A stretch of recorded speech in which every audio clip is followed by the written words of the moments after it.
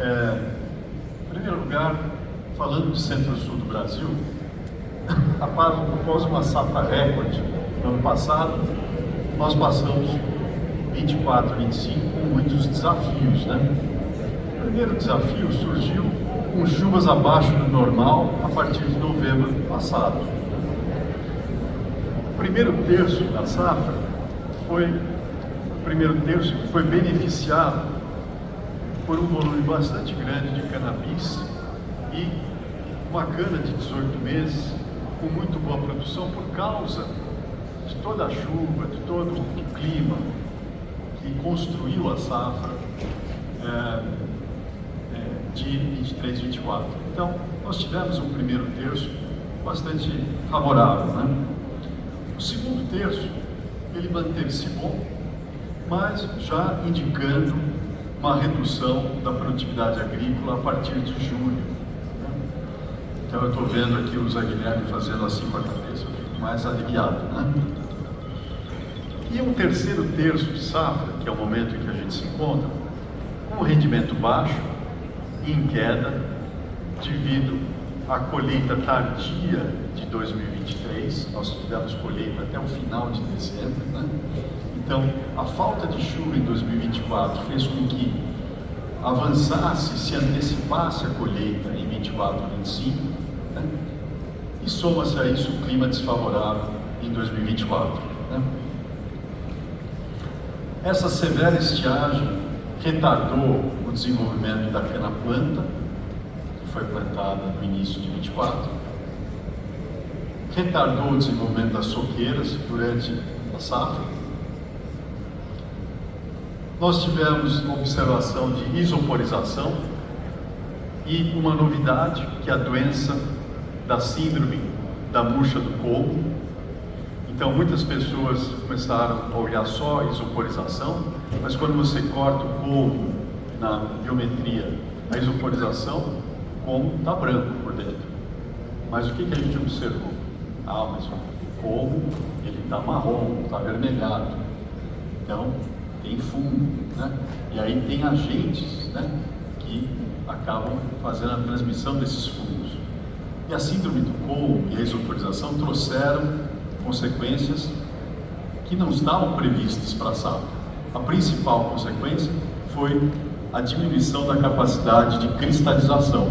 Então as usinas queriam fazer açúcar, mas não conseguiram.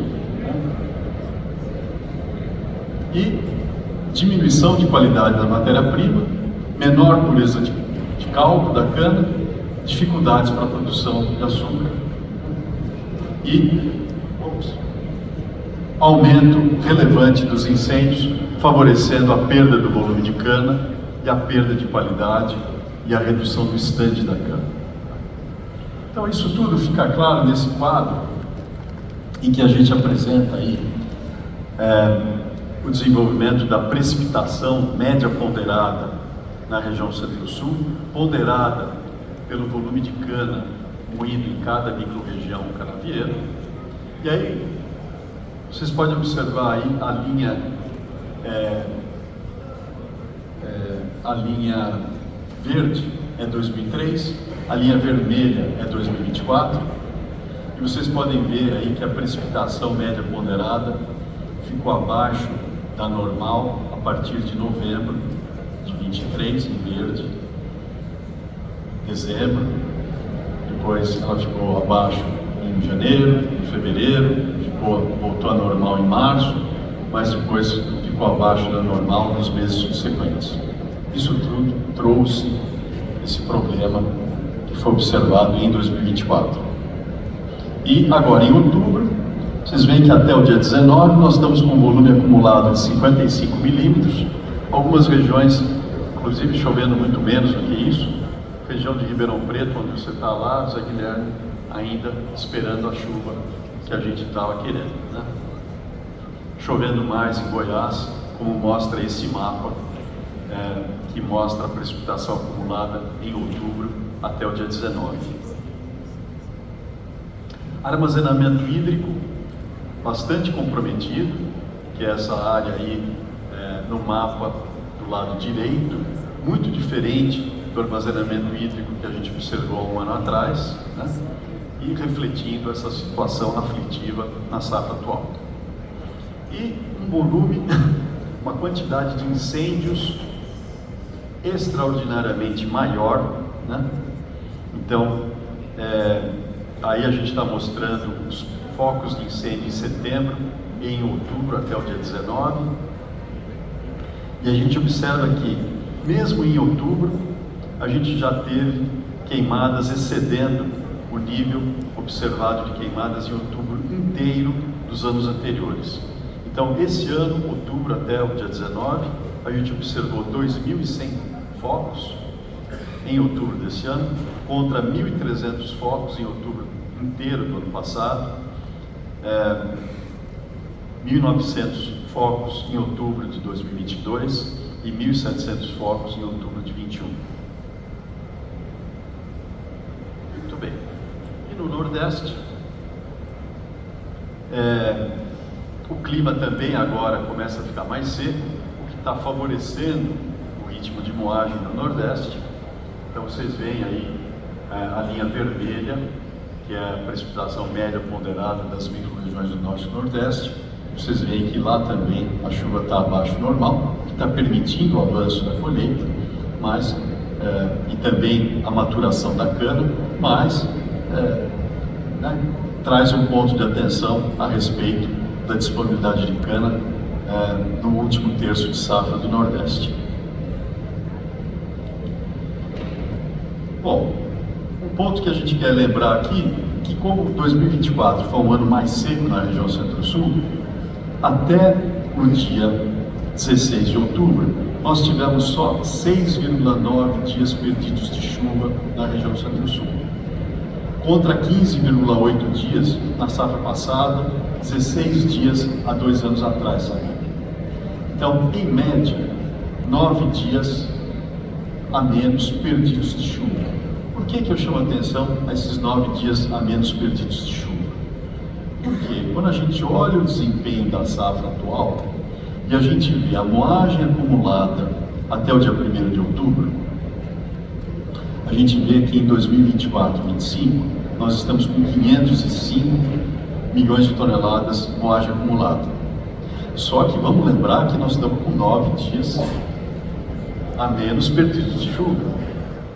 Ora, se a gente tem uma moagem média a cada dia de moagem de 3,2 milhões de toneladas, 3,2 multiplicado por 9 vai te dar 28 a 29 milhões de toneladas de cana.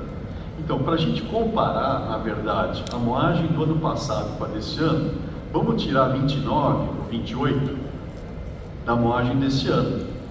Então, a gente já estaria com uma moagem na safra 24-25 de 478 contra 493 do ano passado. Então, esses 503 eles enganam, porque nós estamos 9 dias adiantados em relação ao ano passado, tá? E olha que interessante, quando a gente olha o mix de produção acumulado, que é a percentagem de ATR para açúcar, a gente esperava que esse ano nós tivéssemos um mix mais açucareiro, até porque a capacidade de cristalização do ano passado para este cresceu 2,3 milhões de toneladas de açúcar. Então, houveram investimentos em mais fábrica de açúcar, só que esse açúcar não veio. Por quê? Por causa da isoporização, por causa da síndrome da bucha, tá? E aí, um rendimento industrial relativamente alto, né? Então, vocês veem que o rendimento está melhor do que o ano passado, por causa da seca. Ele está 0,6% maior em termos acumulados do que o ano passado. Mas as usinas não conseguiram, ou não estão conseguindo ainda, produzir o açúcar que desejariam. E esse rendimento industrial está virando etanol. Não é ruim, né? Etanol, mas o produto que está remunerando mais é o açúcar. Então isso frustrou o planejamento de produção das usinas, tá? Muito bem. E o que é essa síndrome da bucha? Então, além da isoporização, Nós tivemos a murcha, que é causada por um fungo que tem como vetores de transmissão o coletótrico, que causa podridão vermelha, e outros agentes de transmissão, tá? Que causam a podridão da casca, a podridão azeda e a murcha de fussário. Tá? Muito bem. Quais são os danos causados pela síndrome da murcha? E a gente vai ouvir cada vez mais falar de síndrome da murcha. Tá? Então, primeiro, redução da qualidade da cana. Então, redução da pureza, do brix, do pol e do AR da cana. Tá? Emissão de brotos durante o ano, laterais e provenientes de rizomas. Redução do TCH devido à perda de massa verde. Infecção com outros patógenos, principalmente bactérias, devido à fragilidade da cana. Redução da população de plantas em cana-soca. Então, redução do número de perfilhos por metro. Redução da longevidade do canavial, pela redução dos perfilhos e aumento de custos. Então vocês veem aí, quando a gente abre o pomo da cana, vocês veem que ficou ou avermelhado ou marrom. Tá? Muito bem. E aí o que a gente observa como impacto para o rendimento agrícola? Ora, esse ano ele cai 11,7%. Essa é a nossa estimativa. Então, em setembro, ele já chegou a 68,8 toneladas por hectare, queda de 17,4% em relação a setembro do ano anterior, com uma média de 82,8 desde abril, que está dando 9,4% abaixo de abril a setembro do ano passado. Então a gente está esperando, a gente está estimando que 24 e 25 encerre com 11,7% de queda acumulada. Tá? Então, ano passado nós tivemos um rendimento acumulado de 87,5 toneladas, esse ano a gente estima que vai encerrar com 77,2 toneladas por hectare. Muito bem. E aí, o que a gente observa? Ora, com menos açúcar no Centro-Sul esse ano, o ano passado o Centro-Sul fez 42,4 milhões de toneladas, esse ano não deve passar de 39. O mercado passa a buscar de onde é que vem a tonelada marginal do mercado. E a tonelada marginal provavelmente não vem da Tailândia, talvez tivesse que vir da Índia. Só que qual que é o preço de oportunidade da Índia? Ora, é a arbitragem do etanol na Índia, porque o preço do etanol na Índia remunera mais do que o açúcar de exportação, remunerado. Então o preço do açúcar em Nova York precisa chegar num nível igual ou maior do que o preço do etanol na Índia, para que os produtores da Índia tenham estímulo de, ao invés de produzir etanol, produzam açúcar. Essa é a lógica da formação de preço, pelo menos é o que a gente pensa, né? Bom, e é isso que explica o preço em Nova York acima de 22,2 cents, porque 22,2 cents por libra-peso, FOB, é exatamente a arbitragem do etanol na Índia. Tá? E é isso que explica esse nível de preço. Então, esse quadro mostra exatamente isso. Em vermelho, Nova York número 11. Tá? Em laranja, é a paridade de exportação de açúcar cru da Índia, e aquela linha tracejada em azul é a paridade do etanol indiano. Então vocês veem que o preço do açúcar subiu para chegar no nível da paridade do etanol na Índia. Tá? A linha verde, né, é o preço do etanol hidratado no Centro-Sul do Brasil, e a linha roxa é a paridade de importação da China.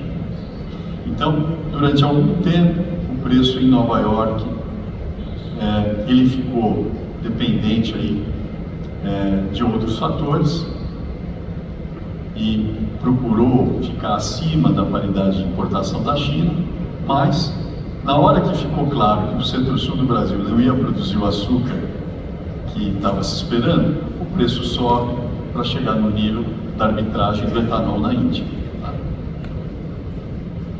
Muito bem. E aí, o que isso trouxe como consequência? Ora, uma reversão da posição dos fundos e dos especuladores em Nova York, que chegaram a ter uma posição vendida, que é o quadro da esquerda, e reverteram isso para uma posição long comprada, né, que nessa última posição em 15 de outubro mostra uma posição comprada líquida de mais de 56 mil lotes.